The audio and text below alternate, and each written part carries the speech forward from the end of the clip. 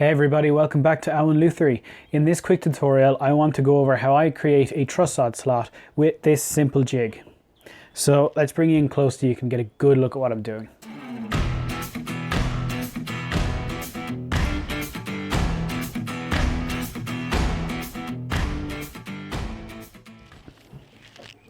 So first of all, we need to find out where exactly on this neck the truss rod is going to go.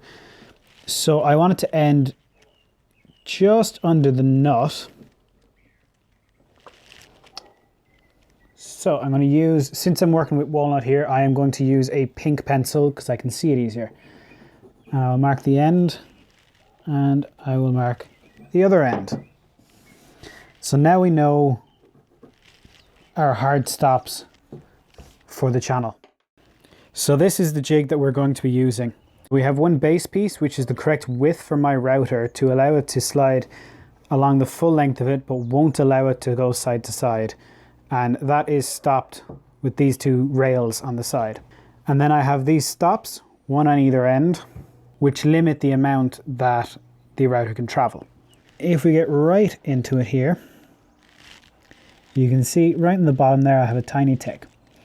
That matches up with the one on the other side, which is too dark to see, but if we turn this over, I have a center line on either side, and that is what those ticks are. Now, on this side, I know that when I cut this slot, I had, what's that, a 1/2 inch bit in the slot to cut it, and to route a truss rod channel, this will be a 1/4 inch or a 6mm bit. So I know I need to offset this distance by the difference between a 1/4 inch and a 1/2 inch bit, which is a 1/4 inch. Pick up the jig, place it on the neck, and move it along the neck until we find our pink mark. And then we line up the center line on the jig with the center line on the guitar. And we line up the center lines on the other end. And we're going to double stick tape this down and then simply ride the router along to get our channel really nicely, really accurately. Okay, so to set this up, first things first, put the neck into a vise. The last thing you want is this thing rolling around willy-nilly.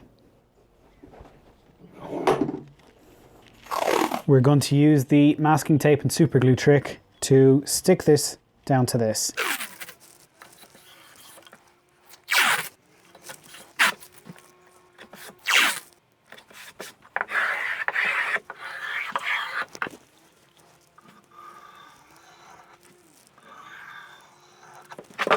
Now we're going to line this up on the center lines, offsetting this guy from the pink mark, and push down to engage it. Now next we need to figure out where our stop is going to be here. So I have tick marks on this jig which will give me the correct length for these truss rods. So you can see that this matches up very nicely with our new pink line. So I can move the router until it matches up with those tick lines, and I know that's as far as I need to go. Draw a line here in Sharpie, which I now know is my stop. Now to set the depth that I need,